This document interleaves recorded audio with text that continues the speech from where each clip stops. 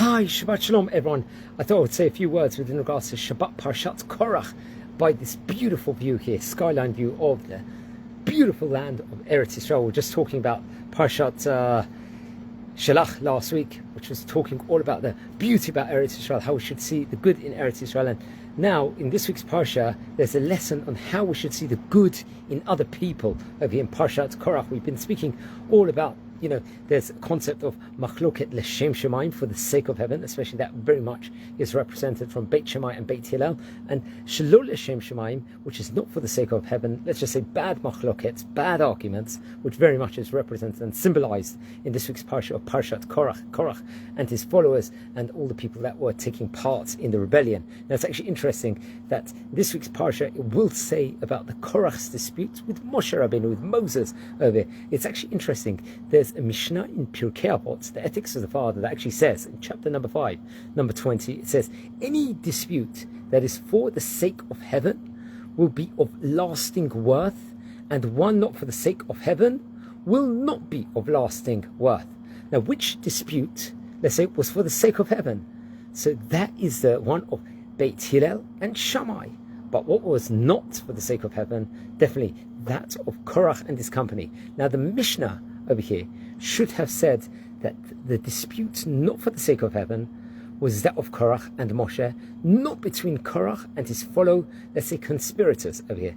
Why didn't the Mishnah mention Moses as the antagonist over here? Now Korach, he actually started the dispute. Why was it for this dispute? For his own personal gain, while Moshe was upholding, let's say, Hashem's word and Hashem's honor.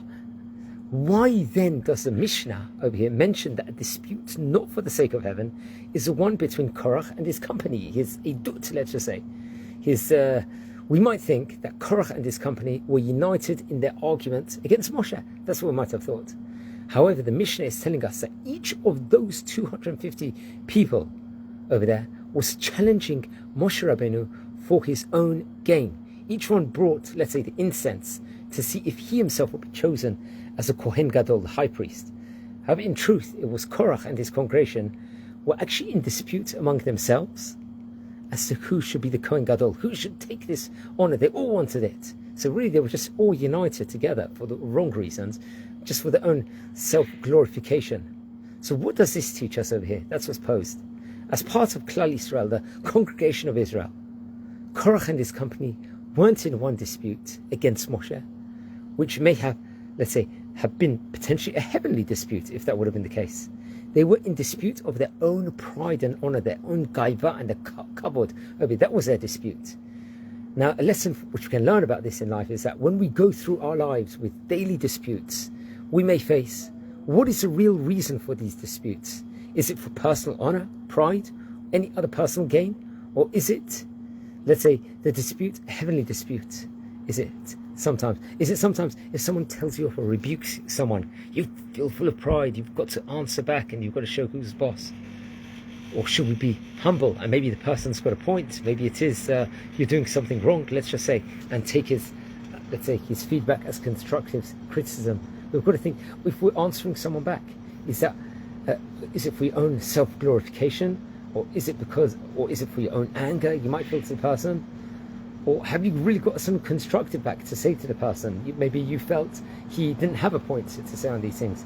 This is all that we can learn from this story over here in Parshat Korach, that we should just only strive for truth, Machloket L'Shem Shemaim, but at the same time we should not start Machloket just for the grandiose honors, to become the best, to have the best materialistic things, let's just say, in of itself, the best glorification things. We should really do it, everything L'Shem Shemaim, for the sake of heaven. So very interesting. Shabbat is a good few days away, but Parshat Korach, always very interesting to learn it. Wish you all a Shabbat Shalom. I'd like to dedicate this Lilul Nishmat Avihu Ben Esther. So take care, everyone, and be well. I actually heard this from a Rabbi Benjamin Rose, I think that's based in the United Kingdom, in London.